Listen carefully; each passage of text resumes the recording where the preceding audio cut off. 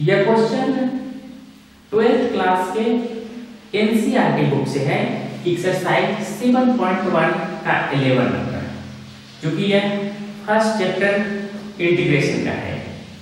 Differentiation complete करने के बाद जैसे ही हम इंटीग्रेशन में आते हैं तो कुछ खास बातों का ध्यान रखना पड़ता है, क्योंकि यह क्वेश्चन हमारा जो है इसमें न्यूमरेटर भी और डिनोमिनेटर भी है। क्योंकि डिफरेंशिएशन में तो हमारा इस तरह का फार्मूला था dy by dx uy v, लेकिन इंटीग्रेशन में इस तरह का कोई भी फार्मूला नहीं है। तो क्वेश्चन बनाते समय यह ध्यान रखना है कि इस तरह के क्वेश्चन को हम लोग कैसे सोल्व करेंगे। तो इसमें जो बेसिक कंसेप्ट है उसको आपको ध्यान रखना होगा। यानी हमारे पास integration of fx plus minus gx और integration of fx into gx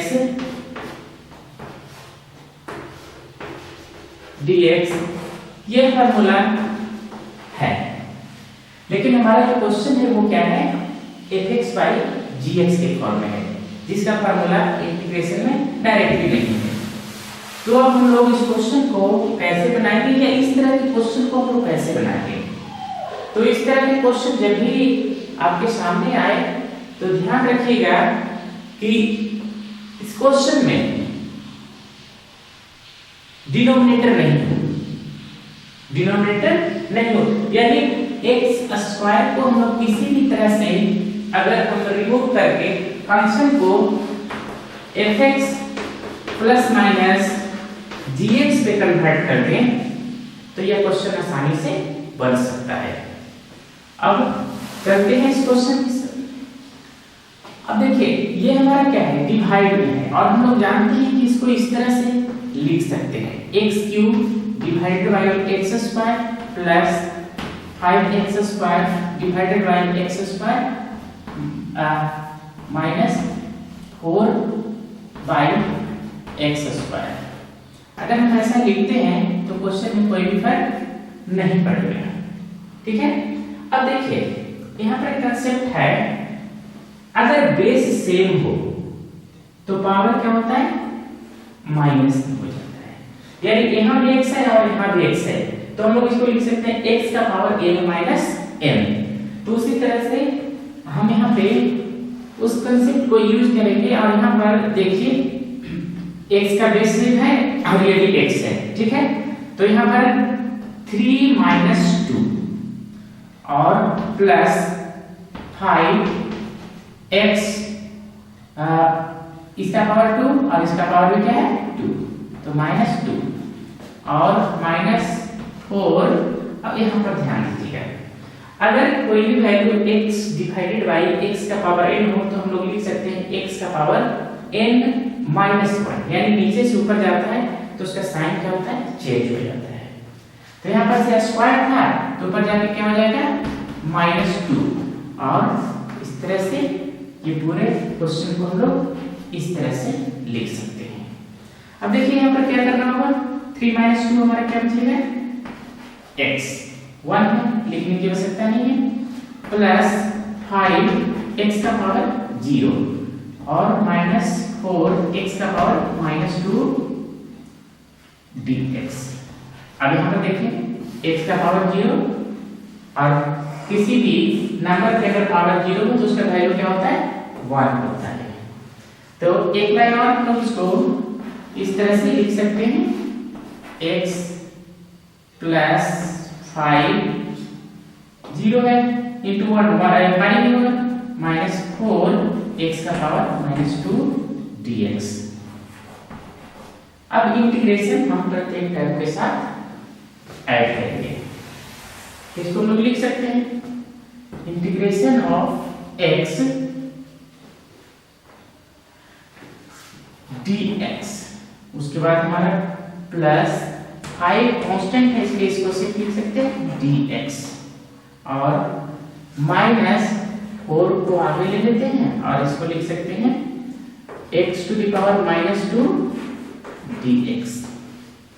जो भी कांस्टेंट होगा उसको हम लोग क्या करेंगे, इंटीग्रेशन के पहले ले लेंगे। तो यहाँ पर से देखिए हमारा एक फार्मूला है क्या, इंटीग्रेशन ऑफ x का power n dx equal to x का power n plus 1 divided by n plus 1 plus c, ये फार्मूला है। ठीक है, तो यहाँ पर पावर अगर कुछ भी नहीं तो पावर क्या है, 1 है। ठीक है, तो यहाँ पर लिखेंगे x का power 1 plus 1 divided by 1 plus 1 plus 5।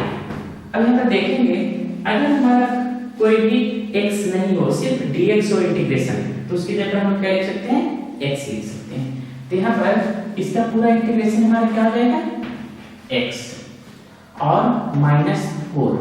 अब यहाँ पर देखिए यही फार्मूला यूज करेंगे, यहाँ -2 है तो क्या होता है, एक ऐड होता है और उसी से वो डिवाइड होता है, प्लस c।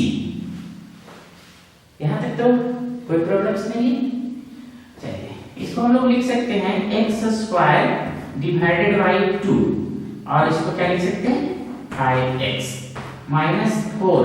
अब यहाँ पर देखिए -2 और +1 क्या हो जाएगा, x का पावर -1 और ये हमारा क्या हो जाएगा, -1 प्लस c। अब यहाँ पर से देखेंगे कि अगर x का पावर -1 n है तो नीचे आकर क्या हो जाता है, पॉजिटिव हो जाता है। ठीक है, तो इसको हम लोग लिख सकते हैं x² divided by 2 plus 5x और ये माइनस माइनस क्या हो जाएगा, प्लस। इसको लिख सकते हैं हम लोग 4 divided by x plus c, यानी this is final result of the integration of x³ plus 5x² minus 4 divided by x² dx का। तो इस क्वेश्चन में क्या ध्यान रखना है कि अगर हमारा इंटीग्रेशन